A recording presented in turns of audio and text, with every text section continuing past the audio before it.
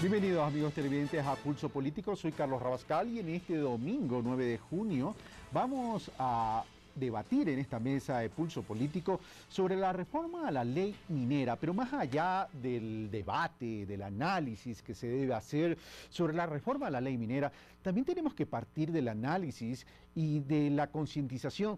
¿Por qué sería importante desarrollar este sector minero para el país? ¿Qué tanto le puede aportar el sector minero al desarrollo del país? Entendiéndose como desarrollo la generación de oportunidades de desarrollo para el ser humano, educación, salud, trabajo, incrementar esa renta per cápita que puedan tener los ecuatorianos. Realmente, la explotación de los recursos naturales, esta economía extractivista que algunos dicen que es negativa para el país, ¿realmente puede generar todas estas oportunidades? ¿Puede generar una estrategia realmente pragmática para poder sacar al país de la pobreza y enrumbarnos hacia el desarrollo? Bueno, para analizar todos estos temas, veamos a quienes hemos invitado. Marcela Aguiñaga, máster en Derecho Ambiental y Desarrollo Sustentable y Sostenible, exministra de Ambiente, segunda vicepresidenta de la Asamblea Nacional. César Espinosa, doctor en Jurisprudencia, expresidente de la Cámara de Minería del Ecuador, miembro del Organismo Latinoamericano de Minería, OLAMI. Alberto Acosta Burneo, máster en Economía, consultor de estudios económicos y de mercado, editor de Análisis Semanal. Luis Fernando Torres, constitucionalista, exalcalde de Ambato, asambleísta Cambio Partido Social Cristiano, Creo. Ellos son nuestros invitados, amigos televidentes, y les doy la bienvenida. César, muy buenos días, gracias por haber aceptado nuestra invitación. Alberto, buenos días, gracias por ese esfuerzo de venir desde Guayaquil, Tababel a Quito. Luis Fernando Torres, el alcalde de Quito, me va a matar, pero la verdad es que es un martirio para nosotros los que venimos de otros lados. Luis Fernando Torres, muchas gracias por haber aceptado nuestra invitación, y Marcela Aguiñaga, muchas gracias por haber aceptado nuestra invitación.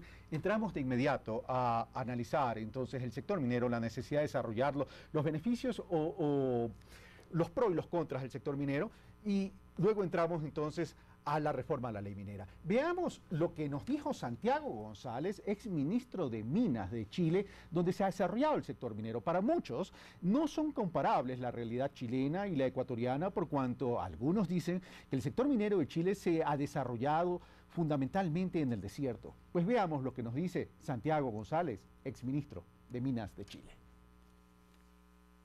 A partir del año 90 desarrollamos una economía mixta para la minería, donde compartimos el desarrollo del sector público y el desarrollo del sector privado.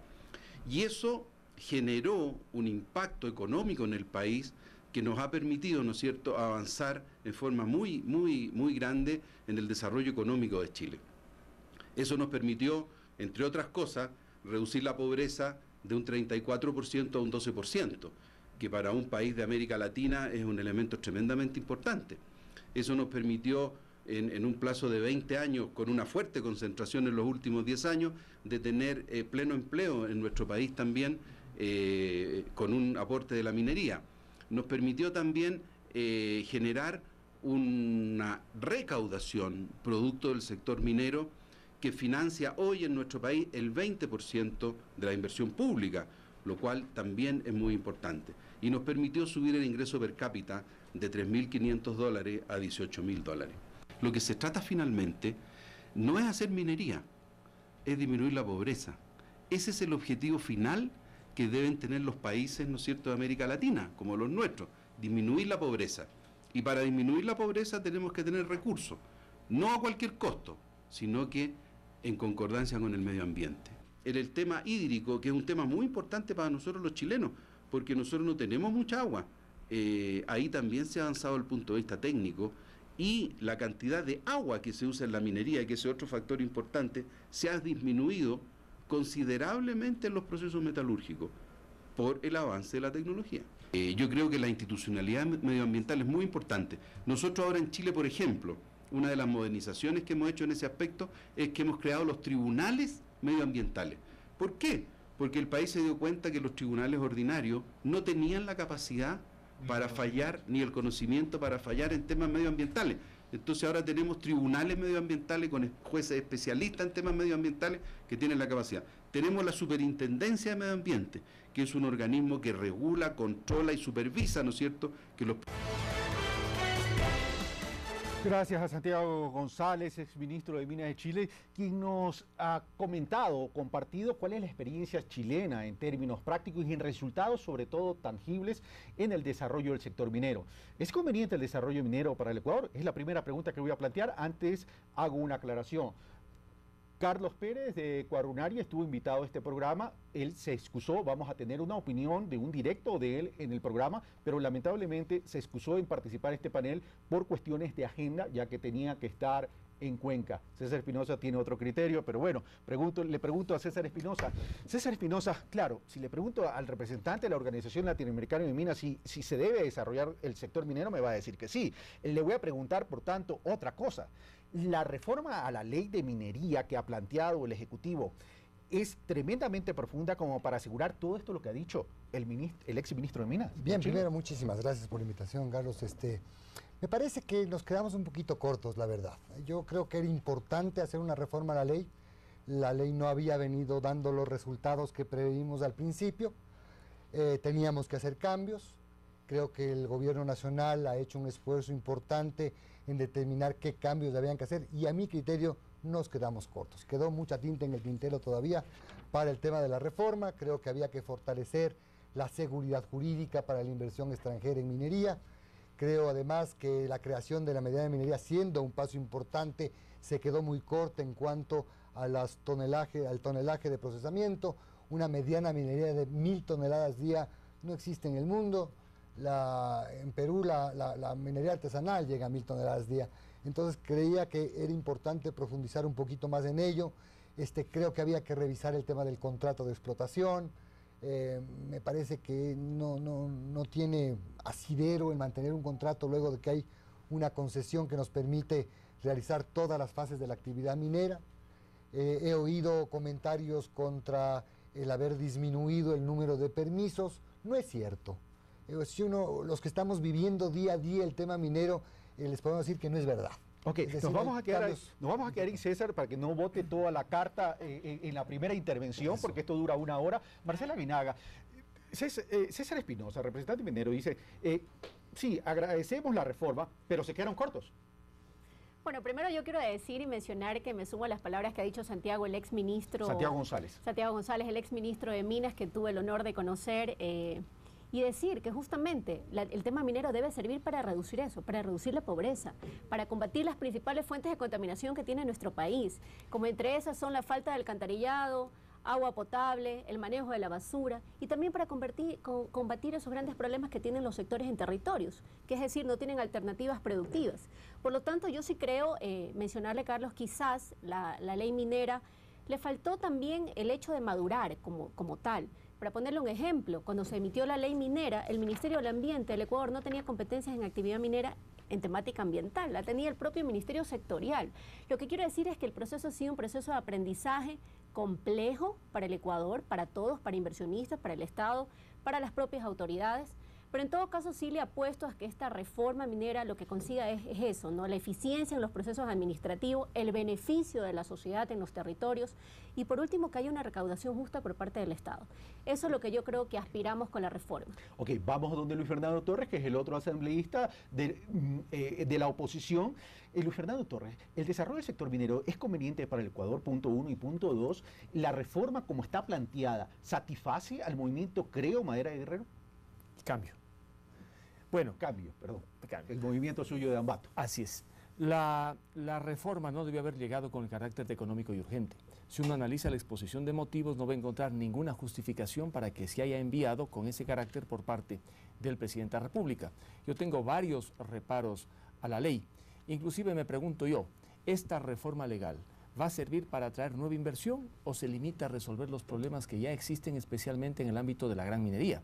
No nos olvidemos que hay algunas empresas mundiales que están en el Ecuador, la Kinross, que adquirió el paquete de la Aurelian, y también está Ecuacorriente, ahora China, una en el Campo Mirador y la otra en Fruta Norte.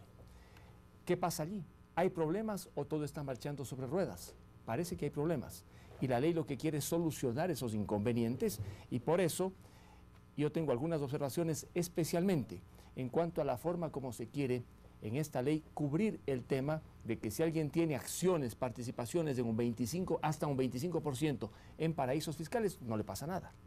Si pasa al 25%, pierde el derecho minero. Lo propio en cuanto a la forma de calcular los ingresos extraordinarios, luego de que deduzcan todos los gastos que han hecho estas empresas. Hay otro tema de la transferencia de acciones y participaciones, que habrá un registro minero, cómo se hacen, en qué porcentaje, asunto que pienso detallarlo inmediatamente. Ok, vamos a tener tiempo para hablar sobre las observaciones a la reforma a la ley minera para que también se pueda contestar. Marcela Guinaga, ¿algún comentario a lo dicho por Luis Fernando Torres o paso a donde Alberto Acosta? Bueno, yo creo decirle a Luis Fernando que si no hay urgencia para atender los temas de eliminar y combatir la pobreza en nuestro país, ¿qué urgencia tenemos? Es la pregunta que me hago. Sin embargo, eso yo creo que es claro en mencionar, Luis Fernando, que alguna de las cosas que se busca no es apuntar solo a la gran minería. Aquí hay parte de la reforma tiene mucho que ver con la minería artesanal y la pequeña minería. ¿Y la mediana minería? Y la mediana minería como una nueva figura que antes no la tenía el Estado. Pero ya vamos a hablar también de la mediana minería, donde César Espinosa tiene alguna argumentación. Antes de darle la palabra a Alberto Acosta Burneo, por cierto, veamos lo que opina Pablo Dávalos en relación a este tema de la importancia de desarrollar el sector minero y de lo perjudicial, según él, que podría constituir para el Ecuador. Y luego le damos la palabra a Alberto Acosta Burneo. Veamos entonces lo que nos dice Pablo Dávalos. Las propuestas de reforma a la ley minera por parte del gobierno ecuatoriano demuestran un empobrecimiento del horizonte estratégico del país a largo plazo porque nos reinscriben en una reprimarización de la economía. Es decir, en vez de ser una economía que genere valor agregado y que incorpore varios sectores estratégicos como por ejemplo universidades e investigación para el desarrollo, lo que hace la minería es volvernos nuevamente dependientes de las rentas en un contexto en el cual la minería genera altísimos costos ambientales, un pasivo ambiental muy fuerte, ¿no? Entonces la pregunta es, sobre todo para aquellos que están a favor de las actividades mineras, ¿por qué estamos comprometiendo recursos que pertenecen a las futuras generaciones a nombre de un rentismo y a nombre de una política inmediatista que no toma en consideración justamente esas necesidades de las futuras generaciones? ¿Por qué no abrimos un debate nacional e incorporamos sobre todo a sectores que van a ser directamente afectados por la minería? ¿Y por qué no pensar en alternativas diferentes a vivir de las rentas? Alternativas que impliquen democracia, participación y sobre todo respeto a la naturaleza. Gracias a Pablo Dávalos. Alberto Acosta, ¿qué opinión te merece lo dicho por Pablo Dávalos? ¿Por qué comprometer los recursos de generaciones futuras? Dice Pablo Dávalos. Bueno, definitivamente yo creo que la minería es una oportunidad para el país porque va a ser una fuente de ingresos para poder financiar una transformación. El país requiere una transformación, necesita trabajar para solucionar la pobreza y esta es una opción que tiene en este momento. Tenemos que mirar, yo creo que hacia los casos de éxito en la minería, ver que hay casos en el mundo en los que han utilizado los recursos primarios de extracción de recursos naturales no renovables para poder desarrollar sectores productivos. Menciono algunos casos, veamos el caso de Suecia, que es un exportador de hierro, cobre, madera, todos productos primarios, y sin embargo logró a través de estos recursos un alto nivel de escolarización, logró una industrialización y un desarrollo de una industria manufacturera. Otro caso similar, pues Noruega tiene petróleo, también un producto primario, igual que nosotros, y ha desarrollado una industria de servicios y de manufacturas. Finlandia, Canadá, Australia, son todos países que han desarrollado en base a los productos primarios, han hecho y han desarrollado industrias y servicios. Claro, hay que reconocer que no es la extracción de los recursos naturales lo que nos va a dar elevados niveles de desarrollo humano. No está por ahí. Es solamente un mecanismo para alcanzar el elevado nivel de desarrollo humano a través de la transformación de estos recursos naturales. Entonces yo creo que ahora la minería nos da esa oportunidad de contar con recursos adicionales. Ya tenemos en este momento el petróleo que está llegando a unos límites, ya no puede crecer de una manera importante. La minería va a entrar a dar recursos al Estado de una manera importante. Y eso es una opción para que el país pueda transformar su aparato productivo, pueda desarrollar a través de la inversión en conocimiento, en tecnología, priorizar estas inversiones y poder construir una plataforma productiva distinta, una plataforma que agregue valor. Ahora, te interrumpo, Alberto Acosta Burneo. Santiago González no lo dijo en este directo, pero lo dijo en la entrevista que le hice el día jueves en la mañana en mi programa Primera Hora de CN Plus. Me dijo, la meta de Chile es llegar al 2020 como un país desarrollado. Podría llegar... Hubiera podido llegar, evidentemente, Chile al 2020, podría llegar al 2020 como país desarrollado sin la minería. No, yo creo que la minería evidentemente no es lo único, ¿no? Es que ese es el tema, la minería no puede ser lo único, es simplemente un recurso importante para poder desarrollar fuentes de ingresos que sobrevivan a la minería. Recordemos que la minería es temporal. No es algo indefinido, es un recurso que se nos va a acabar. Es finito, digamos, tal vez 25 años, y después de esos 25 años se acabarán esos ingresos y el país tiene que, con estos recursos que extrae ahora de la minería, generar estas fuentes de ingreso futuro. Entonces, la clave es cómo utilizar esos recursos en una gran inversión pública que vaya generando estas oportunidades de desarrollo que hemos mencionado. Exactamente, y la inversión es no solamente en temas básicos de infraestructura. Yo creo que el país ha hecho y el gobierno ha hecho en estos años mucha inversión en infraestructura. Yo creo que hay que dar ese salto al tema del conocimiento y enfocarnos, es decir, la minería se va a destinar, y tengo algunas propuestas, por ejemplo, a incrementar el esquema de becas para profesionales de PhDs y posgrado. Pero que incluyan a las personas de 52 años, por cierto, señores asambleístas, ¿no? Entonces Sí, no sea discriminatorio. Entonces, esto de aquí, por ejemplo, es generar conocimiento, generar que haya mayor capacidad local para generar esta masa crítica de gente que va a poder desarrollar a los sectores de la economía en otros temas, no necesariamente el minero. Se puede desarrollar también industrias conexas a la minería, de servicios de minería, y lo han hecho algunos países, Australia, Canadá, en servicios de tecnología y minería. Pero tenemos que pensar que como refinadores de minerales no vamos a tener un futuro, porque la minería para nosotros es un tema temporal, y que más bien lo que tenemos que buscar son las otras opciones de desarrollo. Y además que el sector minero no es un generador intensivo en mano de obra, sino el tema pasa por la generación de recursos y la inversión de esos recursos. Ahora sí, entramos directamente a la reforma de la ley minera, sin perjuicio que después vamos a hablar del tema ambiental. César Espinosa, ahora sí, puede botar el naipe en la mesa. Una de las preocupaciones que César Espinosa me había planteado fuera de cámara era ¿por qué ponerle techo o por qué ponerle una camisa de fuerza a la mediana minería? Bien, muchísimas gracias. Primero quisiera yo topar un tema que me parece fundamental. Acabo de escuchar a Luis Fernando ratificando el tema de por qué la emergencia económica.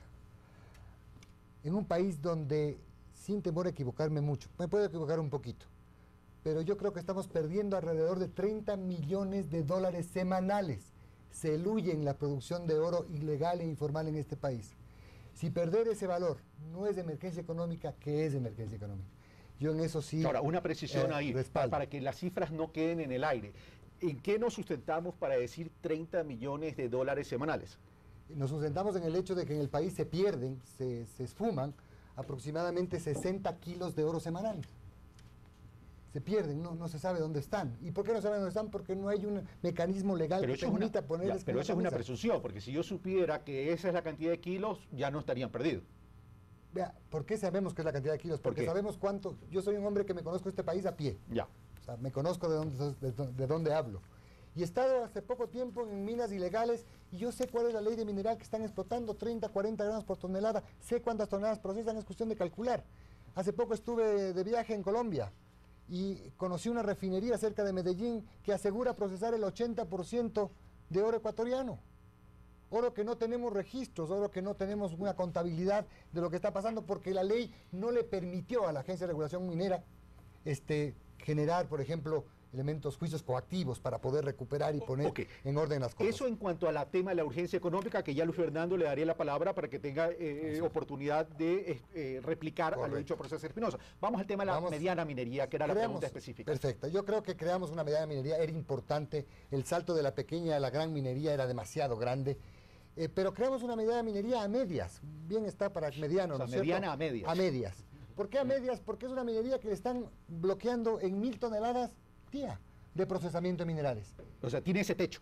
Tenemos en el Ecuador inversionistas desde pequeños hasta medianos. Gente que está capacitada para explotar 5000 toneladas día de mineral para que sea económicamente rentable. Porque no es cuestión de que el inversionista diga yo voy a poner una planta de 1000 o yo quiero poner de 2000. Es el estudio económico el que dice de cuánto necesito la planta. Lamentablemente, al quedarme tan corto en las 1000 toneladas, los inversionistas locales no alcanzan ¿no es cierto? No tienen capacidad para poder mantenerse en esas 1000 toneladas día, teniendo que recurrir a una gran minería que todavía está muy lejos para ellos, digamos. Okay. Tenemos una brecha muy grande. Entonces, ahí tenemos dos cosas. La una para Luis Fernando Torres y la otra para Marcela Aguiñaga. Luis Fernando Torres en términos de la argumentación de César Espinosa y también de Marcela Aguiñaga en términos de la urgencia económica. Y lo otro para Marcela Aguiñaga en su momento, el tema de la mediana minería. Primero Luis Fernando Torres y luego Marcela Aguiñaga. Bueno, sobre la urgencia, lo que yo dije es que en el proyecto de ley que el Congreso está debatiendo no existe la fundamentación que explique que es urgente. Hubiese sido interesante que nos llegue una exposición de motivos con la suficiencia del caso para decir es urgente. Sabemos y presumimos que todo es urgente en este país, más aún cuando se espera desarrollar una actividad como la minera, con la que yo estoy de acuerdo para que el país tenga más recursos. Yo lo que reclamo es la fundamentación. Si uno lee todos los considerandos no encontrará ninguno que diga que este proyecto es urgente en materia económica, sí es, pero no es urgente. Pero pasemos ese capítulo y vamos al otro capítulo. Yo voy a hablar de la gran minería en el país. Ya está Kinross, está Ecuacorriente. Kinross adquirió las participaciones de Aurelian. Estas grandes empresas, una de ellas China, son empresas santas, es decir, no podemos esperar de ellas ningún pecado. Vienen con la inversión al país. No, son empresas que tienen sus intereses, que están en el juego geopolítico mundial y los países tienen que ser sumamente cuidadosos. En los últimos años, ¿qué ha pasado en el país? Mandato minero, ley de minería, reforma a la ley de minería y otra reforma a la ley de minería. Recién a los 6 años nos damos cuenta que la legislación aprobada a partir del 2007 ha sido un verdadero fracaso. Y ahora se presenta esta propuesta de reforma que tiene algunos aspectos interesantes y otros muy cuestionables. Por ejemplo, uno de ellos, se exonera en esta propuesta de todo tipo de subasta, remate, a las empresas estatales extranjeras. ¿Qué nos garantiza? Que una empresa estatal extranjera que va a recibir directamente la concesión, el día de mañana no vende sus participaciones a un conglomerado privado chino o de cualquier otro país. Como pasó con Bachalnón en Guayaquil, que se contrató a un consorcio extranjero y terminó cediendo las acciones a un local. Hay que poner entonces salvaguardias, candados a esto. Entonces estamos de acuerdo que hay que corregir ese tipo de cosas que ya en el pasado se han dado. Marcela Aguiñaga, su intervención. Bueno, básicamente primero creo que decirle a Luis Fernando que no nos quedemos en las formas, vamos más allá en la profundidad del tema y de los hechos. En el caso de la pequeña minería y de la mediana minería, que ahora es una posibilidad que se crea en esta reforma, que no existía antes, lo dijo César con mucha claridad, antes tenías que saltar de la pequeña a la grande sin ninguna facilidad ni intermediación del Estado en temas de líneas de crédito, tecnología y en otras cosas. Por lo tanto, el pequeño minero estaba, por decirlo así, estaba sentenciado a seguir siendo pequeño minero. Ahora lo que se propone, y aquí a César, el espíritu de lo que busca esta reforma es que efectivamente el que crezca es el pequeño minero. El pequeño minero teniendo las consideraciones ahora en la determinación de los volúmenes de aprovechamiento que están de conformidad con la ley y que se pretende, y de los estudios que ha hecho el Ministerio Sectorial, indican que esos serían los volúmenes que podrían alcanzar, no solamente en el ámbito de inversión, sino también de reserva, César, que tenemos que tener claridad en eso. O sea, yo puedo querer sacar X número, pero también tiene que ver de la mano con, digamos, el potencial geológico que tiene el Ecuador. Por un lado, yo creo que ese es el espíritu, no se pretende en ningún caso, como se ha dicho lamentablemente, algunos pseudos ambientalistas, porque para ser ambientalista hay que realmente saber los problemas que pasan en el Ecuador, decirle que se pretende decir que esta es una reforma que va a favorecer a las transnacionales porque ellos podrían cambiar la figura de ser grandes a volverse pequeños. Eso no existe en la reforma y lo digo con mucha claridad. Ok, quedémonos ahí. César, ¿necesitas replicar lo dicho por Marcela Aguiñaga o quedas satisfecho? No, estoy de acuerdo con ella. O sea, si estás de acuerdo o no, coma, estoy de acuerdo. No, coma, estoy de acuerdo. Ya, okay. No, la verdad es que nos quedamos un poco cortos con la mediana minería. Necesitamos que los pequeños mineros sean solo chiquitos, pero eficientes, pero ambientalmente sustentables, que sean tecnológicamente de avanzada. Por eso es que yo pido que por favor quiten ese artículo de la ley de minería que dice que los pequeños mineros no pueden asociarse con empresas extranjeras. Porque de ahí viene la tecnología, de ahí vienen las mejoras para el país. Ok, vamos con la segunda parte de lo planteado por Luis Fernando Torres, que es una inquietud legítima. La exoneración de subastas a las empresas estatales extranjeras, punto 1, y punto 2, el tema de del endoso de las acciones. Bueno, en primer lugar yo quiero decir que en el tema de la excepción, porque lo que se está haciendo es haciendo una excepción a la norma general, en el ámbito que no habría subasta, sino que el Estado, que es el dueño de los recursos naturales, pueda celebrar en forma directa, contratación directa con algún socio estratégico de alguna empresa pública extranjera. Un ejemplo, el Ecuador ya lo hizo en un momento determinado con aquellos países que tienen el know-how, como dicen los gringos, el saber hacer, la tecnología, la experiencia, como por ejemplo, como lo ha hecho con Codelco. Pero ya es un tema de no impedir al Estado esta asociatividad estratégica con las mejores capacidades y las mejores tecnologías en el mundo.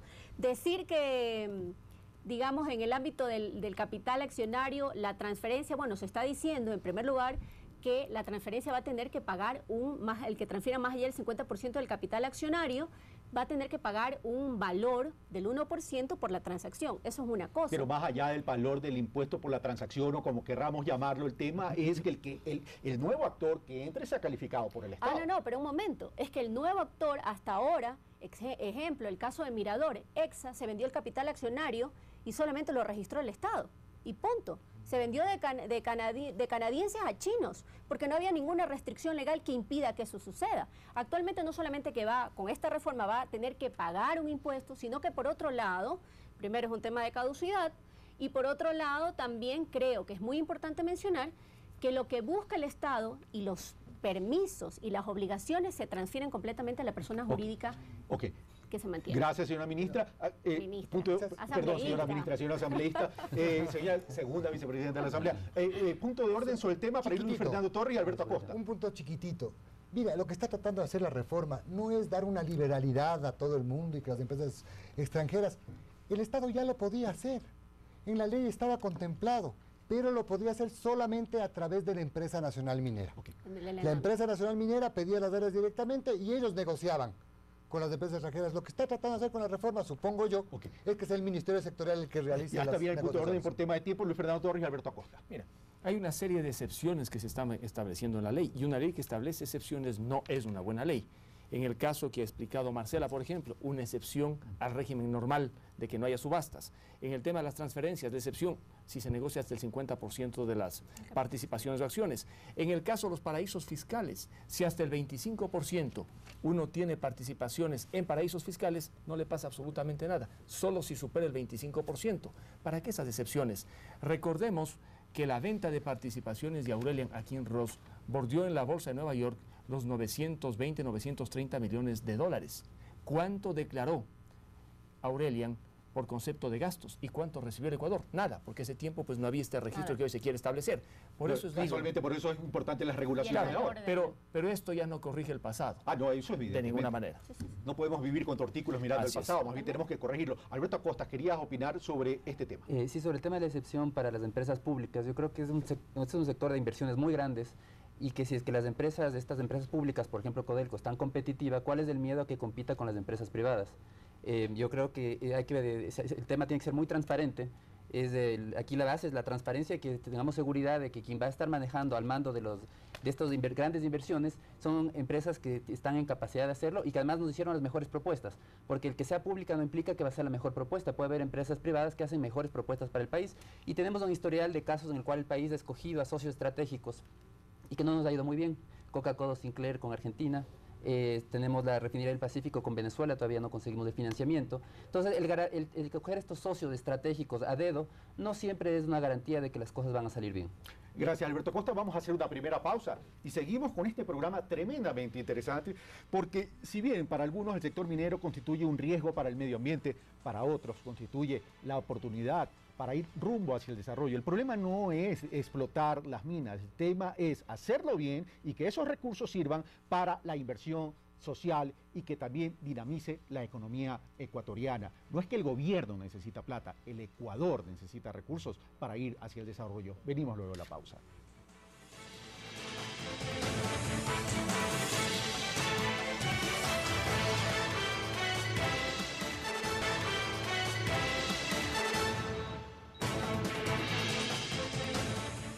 Estamos de vuelta, amigos televidentes. En este pulso político de este domingo estamos tratando la importancia del sector minero como aporte al desarrollo del país y el análisis de la reforma a la ley de minería.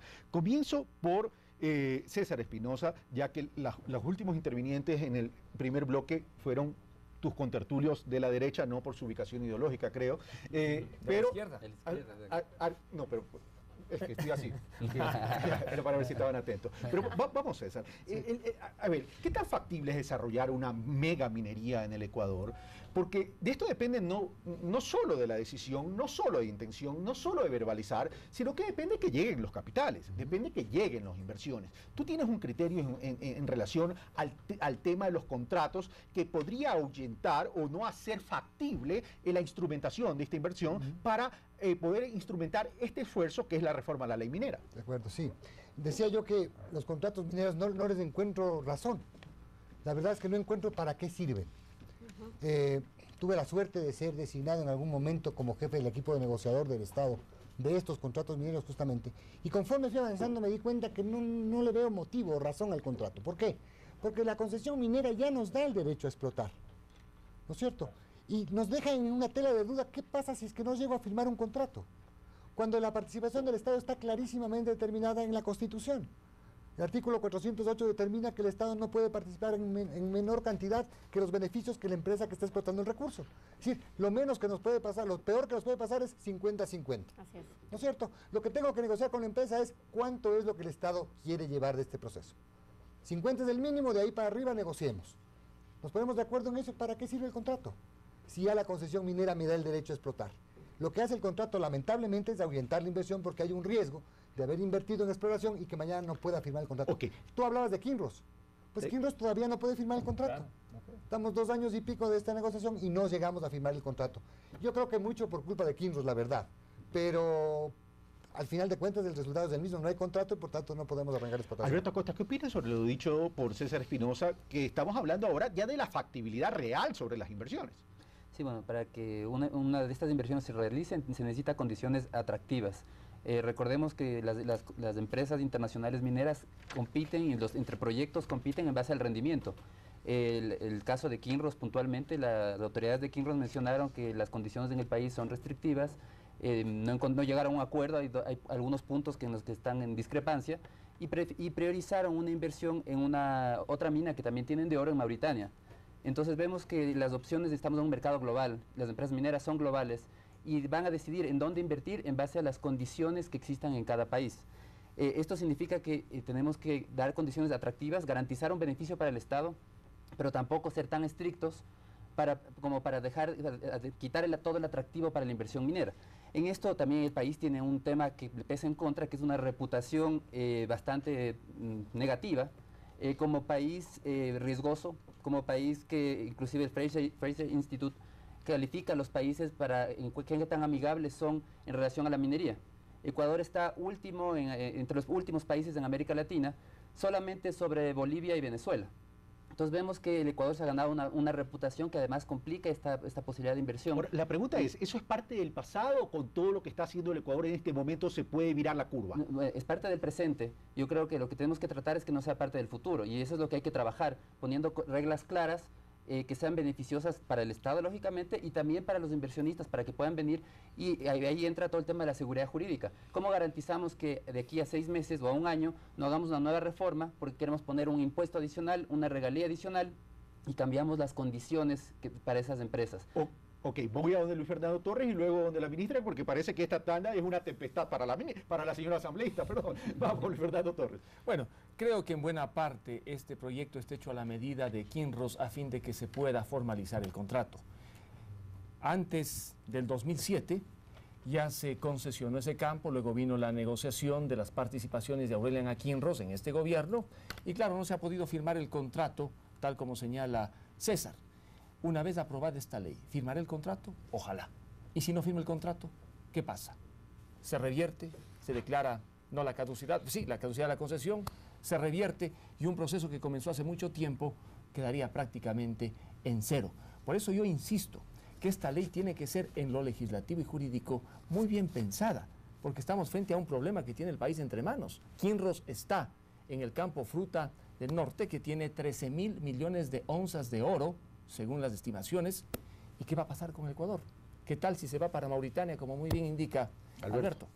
Ok, punto de orden. Sí, solo un tema Sí. ahí. Es muy importante el tema de lograr un acuerdo con Kinross, porque es la punta de lanza de otros acuerdos mineros de minas más pequeñas en el tema de oro. Entonces, si no se llega a un acuerdo con Kinross en una condición beneficiosa para el Estado y beneficiosa para Kinross, el resto de la minería va a quedar en tela de duda. Porque el resto de mineras pequeñas están esperando a este acuerdo con Kinross para ver cómo entra y cómo van el resto. Kinross sabemos que te vence sus derechos en agosto y el gobierno ha dicho que no los va a renovar. Entonces yo creo que es una manera de presionar para decir, con esta nueva ley que ya sale ahora, con las nuevas condiciones, firmar el acuerdo. Si llega a firmar, significa que también la minería y las condiciones de minería en el país son atractivas para empresas de capital, no solamente para las empresas chinas, que son empresas estatales, que es la que tenemos como Ecuador Corriente. Estamos frente a un punto de quiebre. Es el punto de quiebre. Si se llega a este acuerdo con Kinross, se da el paso para dar apertura a la minería en el resto de empresas. César, te doy la palabra luego de la... Solamente un puntito chiquitito. Yo creo que el tema de la inseguridad es del pasado.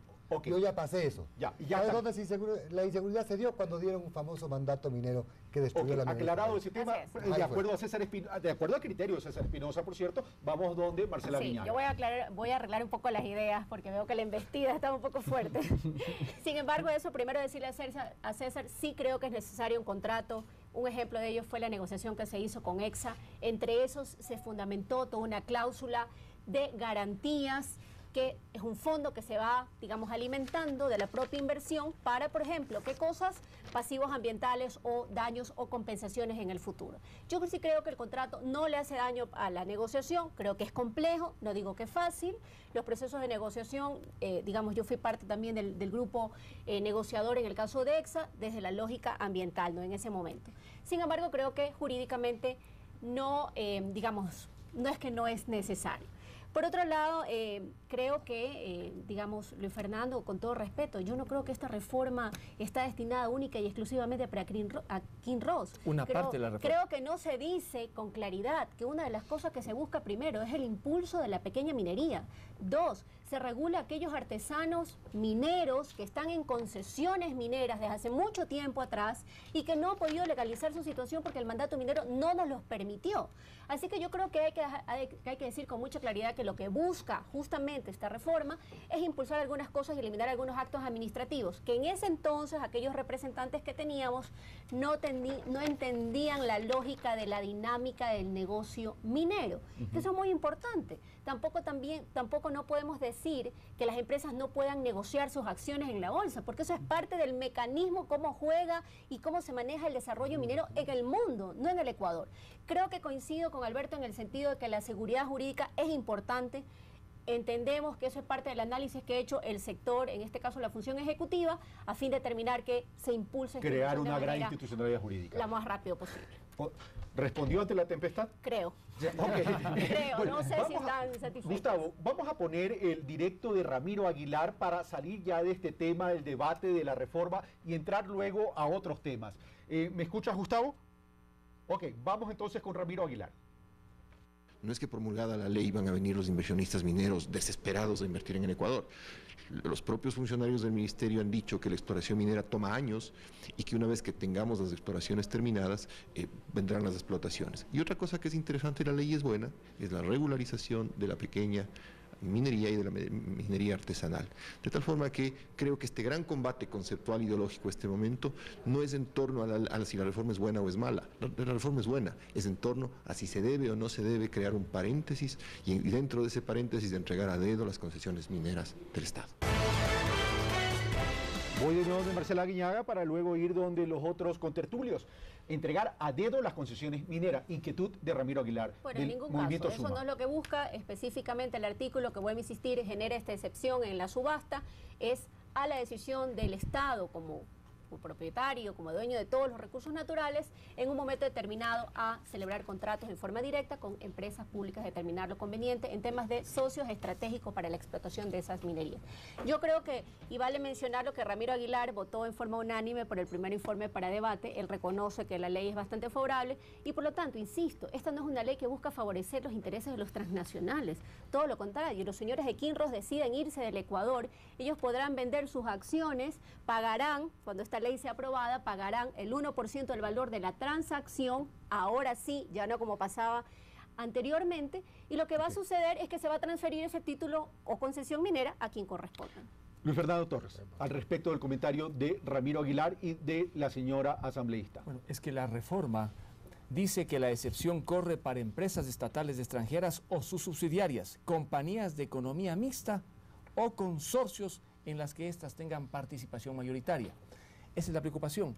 Si quieren que intervengan empresas estatales, que sean solamente las estatales. Lo ideal sería en un entorno de competencia, como dijo Alberto. Esta es una norma peligrosísima, tal como está concebida en la ley, porque consagra privilegios para las empresas estatales y todas sus empresas allegadas. Ok, me voy donde César Espinosa y luego donde Alberto Acosta, Urneo. Mira, sí, yo creo que es un tema importante, pero yo no creo que es el fondo del tema, ¿no? Es la posibilidad de que el Estado decida qué hacer con sus recursos me parece absolutamente válida. Lo que, repito, no entiendo para qué sirve. ¿Por qué reforma si la ENAMI, la Empresa Nacional Minera, tenía esa función y esa facultad? La ENAMI es la única empresa minera en este país que ha podido pedir concesiones y se le han otorgado concesiones mineras. La única. Nadie más. La única, cabe indicar. La única. Ninguna otra empresa ha podido pedir una concesión minera durante los últimos 6 años. Estamos en cero, como tú bien dices. Por tanto, no entiendo para qué hacemos esto si la empresa nacional minera puede llegar a las compañías extranjeras. Gracias, César Espinosa. Alberto Acosta, gracias, César Espinosa. Vamos a donde Alberto Acosta Urneo y luego de Marcela Guiñaga para que pueda responder estas dos inquietudes planteadas por ustedes.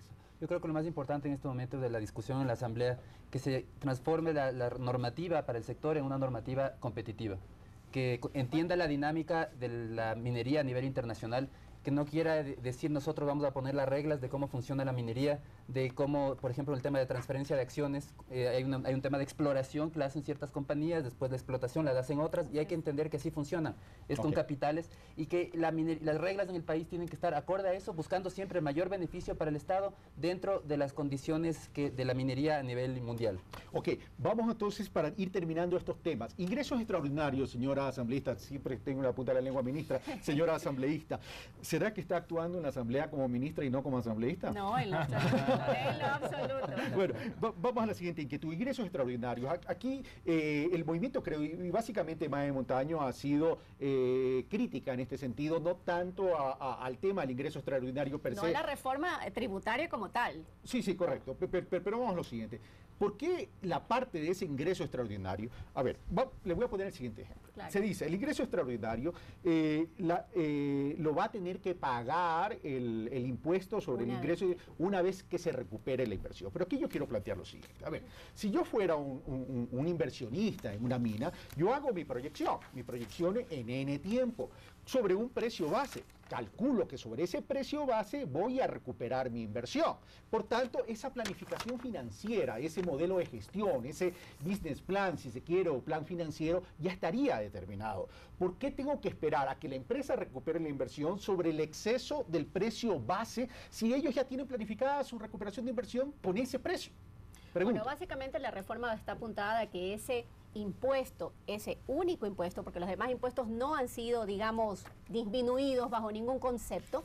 Aquí estamos hablando de la forma de pago realmente. Nada más, que se dilata la forma de pago hasta que ellos tengan una recuperación. Eso ha sido parte de, digamos, que el Ejecutivo ha planteado dentro de sus preocupaciones que han venido del propio sector minero. Sin embargo, los compañeros asambleístas, cabe indicar, en el debate han indicado que justamente eso no puede estar abierto, que debe estar condicionado al flujo económico y que no puede estar hasta que algún día recupere la inversión. Eso es parte de justamente del gran debate interno que ha tenido no solamente la comisión, sino también los... Ok, ese es un debate existente. Y la otra inquietud sobre los ingresos extraordinarios, ¿por qué los gobiernos seccionales no pueden manejar esa renta que producto de estos ingresos extraordinarios que le corresponde como Yo le voy a poner el ejemplo, Carlos, y uno de esos es que lamentablemente esos municipios son tan pequeños en temas de administración, de capacidad técnica, de gestión, que normalmente se quedan atados sin poder ejecutar sus recursos. ¿Qué es lo que está diciendo la norma? Y en eso yo creo que estoy de acuerdo. Que el gobierno central ejecutará en el territorio donde salen esos recursos,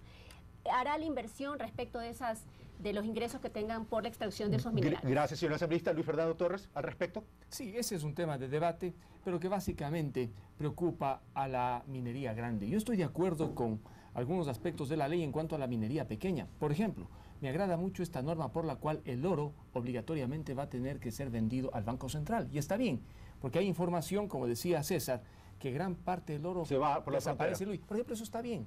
El apoyo al pequeño minero artesanal, de acuerdo.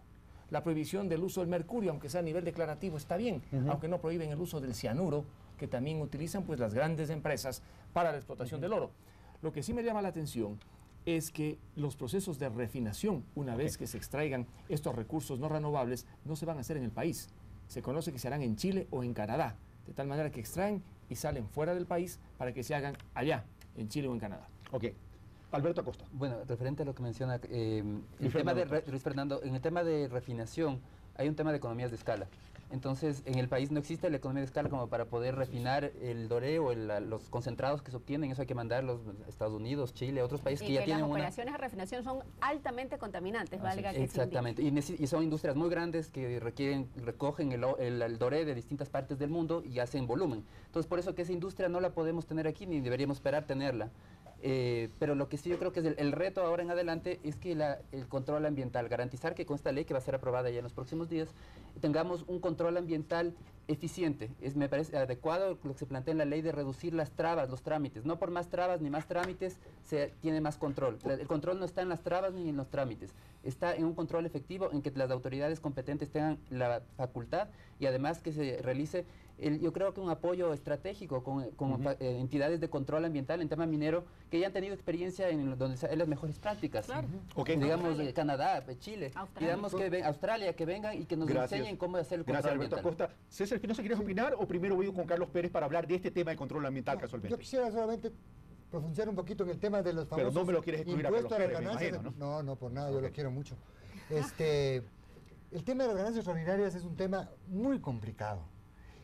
A pesar de lo que se diga, estamos tratando de aliviar un poco el peso, diciendo primero recuperen la inversión y después les clavamos el impuesto. Es tan grave el impuesto que cuando manejábamos las corridas matemáticas de los contratos de estos, de un contrato que tenía una tasa interna de retorno de 26%, con la aplicación de $10 por onza de oro, el impuesto a las ganancias extraordinarias se volvía a pérdida. Es tan grave como eso, por eso yo creo que el Estado lo que está tratando es de aliviar el peso. No sé para qué sirve si quiere el famoso impuesto a las ganancias extraordinarias, cuando el Estado está garantizado al menos de un 50%. Sin perjuicio que después puedan opinar sobre todo lo dicho acá, escuchemos lo que dice Carlos Pérez, porque una de las principales preocupaciones de ciertos sectores ambientalistas y también indígenas es que la minería genera un daño al medio ambiente. Veamos entonces la opinión de Carlos Pérez y luego veamos la opinión de Edgar Pillajo, que es un ingeniero geólogo, para no debatirlo desde la óptica o la lógica política, sino también desde la óptica técnica. Veamos. Minería responsable no existe en el mundo. Y si alguien habla de minería sustentable y la nueva minería, eso es cuento chino. La minería responsable sí, de los desastres ambientales, del despojo de territorios de las poblaciones indígenas, de los apocalipsis ambientales que ha dejado. Y quizás en el Ecuador no tenemos mucha experiencia porque no ha habido mega minería, por lo tanto no ha habido mega impactos ambientales. Pero es cuestión de ver lo que sucedería en el Ecuador, solamente trayendo los ejemplos del Perú, de Argentina, de Centroamérica, de Canadá, de Estados Unidos. En Estados Unidos, que se aplica tecnología de punta, Michigan, los estados de Minnesota, de Utah, de California, ¿en qué situación quedaron? O 10.000 minas abandonadas por falta de dinero para remediación ambiental en la hermana República del Canadá. Nosotros siempre hacemos protestas, pero con propuestas. Y la resistencia lo hacemos con propuestas. ¿Qué les parece la propuesta que estamos haciendo desde el movimiento indígena, desde la Ecua Runari? Que en vez de optar por la minería, optemos por el turismo y fundamentalmente nacionalicemos la telefonía celular. Ahí vamos a recuperar 5.000 millones de dólares anuales y con eso 0 impactos ambientales y no vamos a tener que destruir las fuentes de agua, los páramos, ni despojar a comunidades. En realidad no se puede desconocer de que la minería antigua, desde hace 15, 20 años atrás, en realidad ha estado mal hecha. No podemos esconder los impactos que ha habido y los desastres que se han producido a nivel mundial en diferentes partes. Pero también, desde hace 20 años para acá, no solo en la minería, sino en todas las industrias, la responsabilidad social de las empresas se ha incrementado. Y tengo muchos ejemplos, por ejemplo, en este libro que la minería del Servicio Solar Ecuatoriano, en donde hay como más de 20 ejemplos que he conseguido sobre una minería responsable, un total manejo del cianuro, manejo del mercurio, manejo de relaves, de escombreras, o sea, no hay ningún problema. La tecnología actual permite hacer una minería de bajo impacto ambiental. Ahora que por supuesto esta minería tiene que ser controlada, no solo por el gobierno o los ministerios que están a cargo, sino también por la comunidad. Existe el Código de Veedurías Ciudadanas, donde la comunidad debe organizarse para verificar que se cumpla el pago de impuestos, el cumplimiento del medio ambiente, como prometen las empresas. Gracias a Carlos Pérez, representante de la Corunari, que a propósito estuvo invitado a esta mesa, a ese pulso político. Claro, ustedes dirán dónde hubiera entrado, si hubiera venido, era una sala, lo hubiéramos hecho, pero estaba invitado, él prefirió dar el directo porque su agenda lo llevaba a Cuenca. Bueno, tenemos la opinión de Carlos Pérez y también la opinión del geólogo Edgar Pillajo. Ahora, Carlos Pérez dice, no hay minería responsable, ha sido responsable los impactos ambientales por un lado, y por otro lado dice, nosotros no solamente criticamos, sino hacemos propuestas, y la propuesta es nacionalicemos, trabajemos más en el turismo y nacionalicemos la telefonía celular. Alberto Acosta. Bueno, la minería siempre produce impacto igual que cualquier actividad económica. Eso no hay como, es una mentira decir que no va a haber impacto. Impacto hay, en la ganadería hay impacto. La ropa genera impacto. Definitivamente. Veamos cuál es el impacto de la ganadería en la región oriental del país, por ejemplo, o de la agricultura. Toda actividad humana produce impacto. Lo importante es ahora, vía la tecnología, que existe tecnología que permite reducir ese impacto, que sea controlado y evitar que esto afecte de una manera global. Yo creo que por ese lado tiene que ir el reto que tiene el gobierno ahora es demostrar que esa tecnología y obligar a que se aplique esa tecnología y que el impacto va a ser reducido. Ahora, por otro lado, el decir esta actividad pues es excluyente de vámonos al turismo y no minería. Yo creo que el tema de apoyar el turismo debe continuar y son actividades complementarias. Digamos, tenemos que ir desarrollando nuevas actividades en el país y la minería es, como decía a un inicio, la fuente de ingresos para el desarrollo de estos otros sectores productivos. No es la alternativa, no vamos a sustituir la minería por otras cosas. No, vamos a utilizar la minería y debemos utilizar la minería para generar estas nuevas actividades. Ok, voy donde César Espinosa. A ver, pero existe este temor, sobre todo el tema de las fuentes de agua, ¿no? El exministro de Chile, Santiago González, decía, es que nosotros no solamente hacemos minería en el desierto, lo hacemos en el centro y tenemos ahí un valle y encima está el campo minero y mediante la tecnología, que además Chile tiene escasez de agua, hemos podido minimizar estos impactos, más que impactos, daños ambientales irreversibles. En ese sentido, ¿qué opina César Espinosa para luego ir a Luis Fernando Torres y a Marcela Guiñaga? Efectivamente, en el mundo la tecnología ha avanzado de tal manera de que ya se puede garantizar el manejo del agua racional. Es decir, en Chile, usted bien dice, en el centro de Chile, arriba está la minería y abajo están los plantíos de uvas, de donde se hace el vino chileno. Yo he estado en la mina viendo abajo los plantíos de uvas, es decir, no es problema que puedan trabajar juntos la minería y otras actividades. Me quedan 4 minutos. Voy a Luis Fernando Torres, yo no he estado ahí, pero me he tomado el vino, por cierto. Pero no te ha pasado nada. No me ha pasado nada, todavía estoy aquí. El cianuro, Luis Fernando, es un tema que se maneja permanentemente en minería y que bien manejado es absolutamente y no contamina. Ok, vamos a ese tema porque no solamente es el uso de estos minerales, sino también las explosiones de gases naturales como azufre y nitrógeno. Luis Fernando Torres. Bueno, yo estoy de acuerdo en que vayamos a una reconversión productiva en el país, que la minería tiene que explotarse sabiendo que tiene impacto ambiental y cuáles serán los costos del impacto ambiental. Lo que yo exijo es que en la reforma legal que está discutiendo la Asamblea no se cometan los errores que se han cometido con las excepciones incorporadas al proyecto. Se equivocaron con el mandato minero, se equivocaron con el contenido general de la ley minera, con una reforma que vino después y ahora ojalá algunas, no todas, las disposiciones del proyecto no sean una nueva equivocación para el día de mañana estar corrigiéndolas. Está bien, Por ejemplo, en este proyecto el tratamiento de la minería artesanal, de la pequeña, la mediana, por ejemplo, el control de la minería ilegal, perfecto.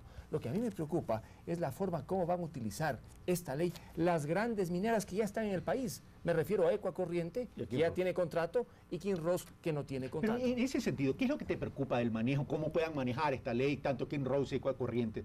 Bueno, en el caso ¿Cuál es el punto específico? En el caso de Kinross, con todos los incentivos que esta ley ha establecido, ¿vamos o no vamos a tener contrato? Es la gran pregunta. Si no tenemos contrato, ¿cómo se van a hacer las transferencias de acciones y participaciones? Y lo que más me preocupa, ¿por qué establecen esa excepción de hasta el 25% para que puedan tener en paraísos fiscales? Si estamos en contra de los paraísos fiscales, que sea todo o nada. ¿Por qué no estamos en las páginas amarillas, señora asambleísta, por un lado, y por otro lado, estoy hablando en un lenguaje metafórico, el tema de los paraísos fiscales que se me estaba escapando? Bueno, básicamente porque es una política de la Revolución Ciudadana luchar contra los paraísos fiscales. Pero establece igual hasta un 25%. Y específicamente, bueno, porque volvemos a insistir, no podemos olvidar la lógica del manejo de la venta de las acciones en las bolsas de los mercados internacionales. Sin embargo, quiero decirle, y una contestación a Carlos Pérez Huertamel, que yo esperaba que esté aquí. Sin embargo, decirte, Carlos, que una de las cosas que se busca, toda actividad del ser humano tiene un impacto.